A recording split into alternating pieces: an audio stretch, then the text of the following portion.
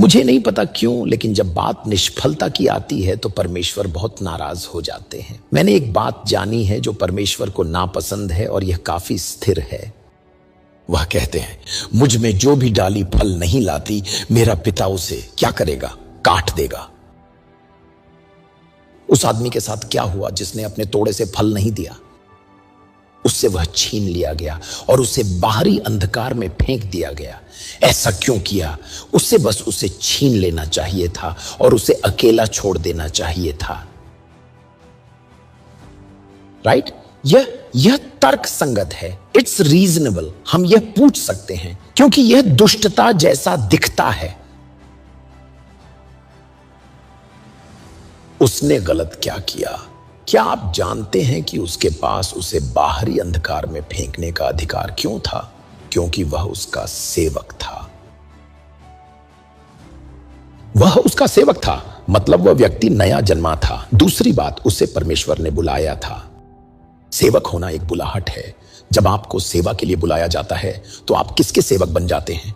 परमेश्वर के। तो अपनी सेवाएं देने में वह निष्फल हो गया। उसे एक वरदान, एक तोड़ा दिया गया था जो परमेश्वर से मिली थी ताकि वह फल उत्पन्न कर सके, लेकिन उसने ऐसा नहीं किया। इसलिए परमेश्वर क्रोधित हुए।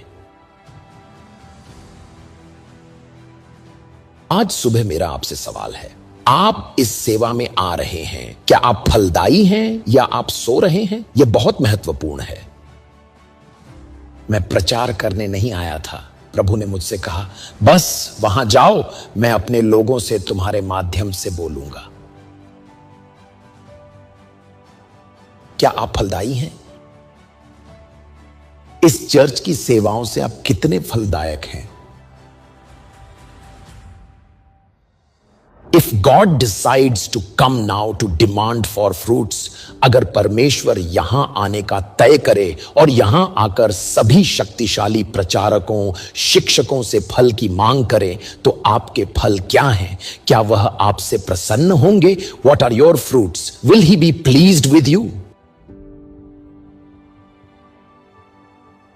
मैं फिर कहता हूं, क्या वह आपसे प्रसन्न होंगे? क्या आप नहीं जानते जब आप यहां आते हैं आपको परमेश्वर का वचन मिलता है, प्रकाश दिया जाता है, शक्ति दी गई है, सामर्थ्य दी गई है। देखिए, जब आप प्रभु का वचन प्राप्त करते हैं तो क्या आप उस वचन का पालन करते हैं? क्या आप उस वचन को प्रार्थना में पोषित करते हैं? क्या आप उस वचन पर मनन करते हैं? या बस यहां से बाहर निकलते ही और जैसे ही आप बाहर निकलते हैं कोई दुष्टात्मा उस बीज को खा जाती है, बस उसे उठा लेती है और खा जाती है? क्या यह वचन उपजाऊ भूमि पर गिर रहा है या यह कांटों पर, किसी जमीन पर, सूखी धरती पर गिर रहा है?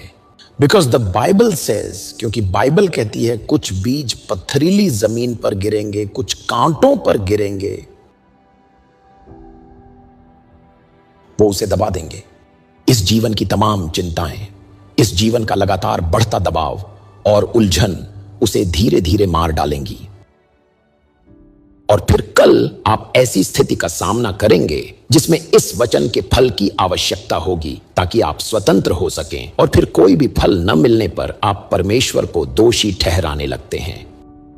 यही इसका सही अर्थ है कि उस पुरुष ने उस एक तोड़े से कोई फल नहीं पाया।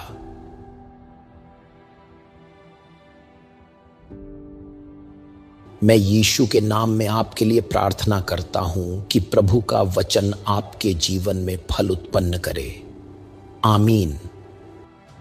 आप सभी को प्रभु यीशु मसीह के पवित्र नाम में नम्र अभिनंदन और जय मसीह की।